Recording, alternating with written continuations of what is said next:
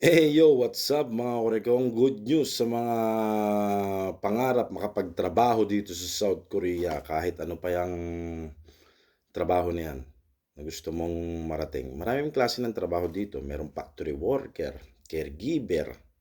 Ha? Yung caregiver, same as domestic helper ang trabaho.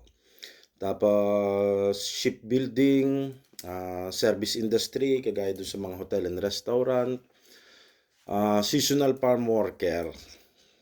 Yan yung pinaka main vlog ng Kurikong TV, yung sa seasonal farm worker. Marami pa, may mga construction pa, seafarer, mga seaman. Na? Pag-usapan natin yung dami ng kukuhaning mga trabahador dito sa South Korea. Tandaan, hindi lang po ito para sa Pilipinas. Para sa 17 na po may nag-a-apply na isang bansa. Papunta dito, kaya nababawasan ang kota ng Pilipinas papuntang South Korea. Nadi-divide na po. Dati 15 lang, naging 16. Ngayon may isang bayan na po ulit na pupunta sa South Korea na nag-a-apply. Government decided to accept 207,000 non-professional foreign workers in 2025. 207 thousand katao. Iba't iba. Hahatiin po yan sa 17 sending countries. Hindi lahat yan sa Pilipinas. Kaya yung iba, nagtataka, sir, ang daming kukunin. Ba't hindi namin ramdam dito sa Pilipinas na maraming nasiselect sa factory worker? Korea has decided to accept 207,000 non-professional. Ibig sabihin, kahit hindi ka skilled worker, kahit, ayun yung lagi kong sinasabi sa inyo, kahit wala kang pinag-aralan dito, non-professional nga eh. Kahit di ka marunong mag-drive or kahit anong makina, pwede dito. Korea has decided to accept 207,000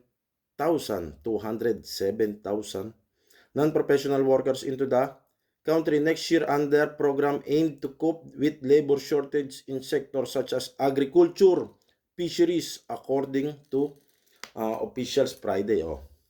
Di ibig sabihin, good news to sa mga seasonal farm worker.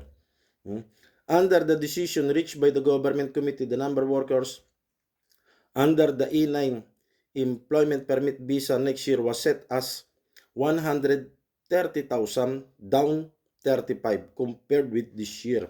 Dati kasi 175,000, ngayong taon na to, 2024, 175,000 ang kinukuhang EPS. Bumaba po siya, naging 130,000 na lang. Nabawasan ng 35,000. Bakit? Siguro dito sa mga application ng E7, mga undocumented na nagtakbuhan.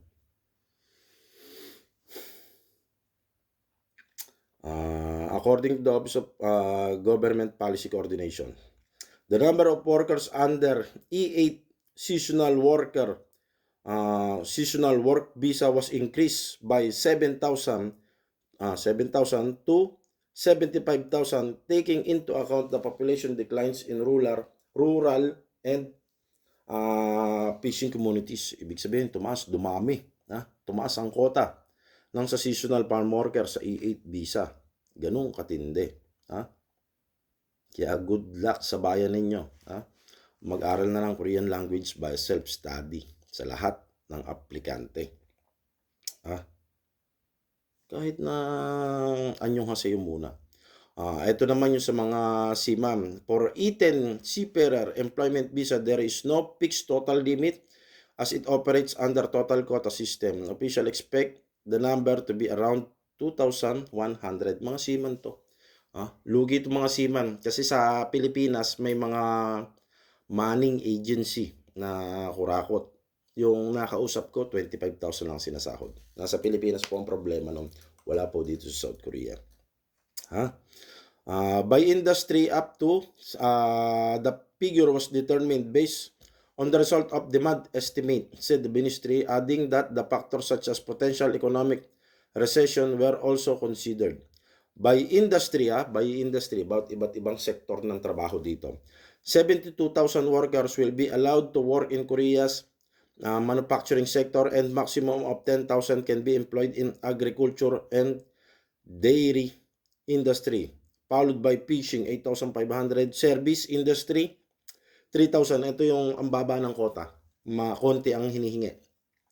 Yung sa service industry na tinatawag, ito yung mga sa hotel and restaurant. Kaya wag shift ng sektor ng trabaho. Mag-focus ka kung factory worker ka, sa factory ka na lang. Huwag ka nang palipat-lipat. Shipbuilding, 2,500. Mas marami pa sa service industry kaysa sa shipbuilding. Kaya yung nag-ship ng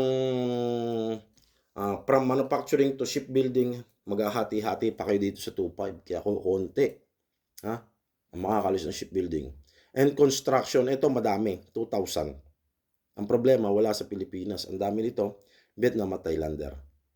Sila nakakuha nito. The remaining 32,000 visa can be issued if there is a request from any of this industry. Sa E8 visa, 75,000 means madami po ang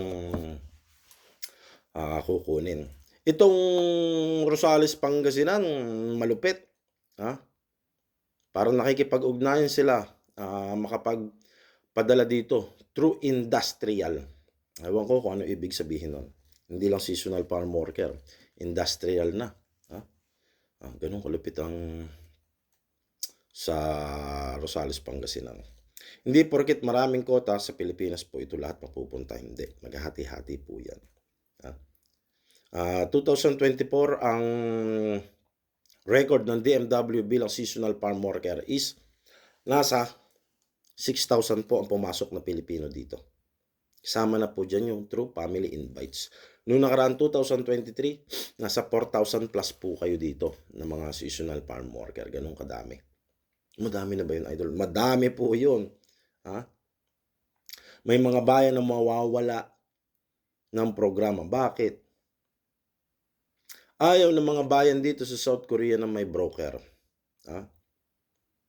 May bayan na ayaw ng may broker dito sa South Korea. Nalaman ng mga mayor na nakikipagsabuatan ang mga bayan dyan sa Pilipinas through broker system, yung may bawas ang sahod. Ang sinisisi ko rin yung TV at ang DMW, hindi po.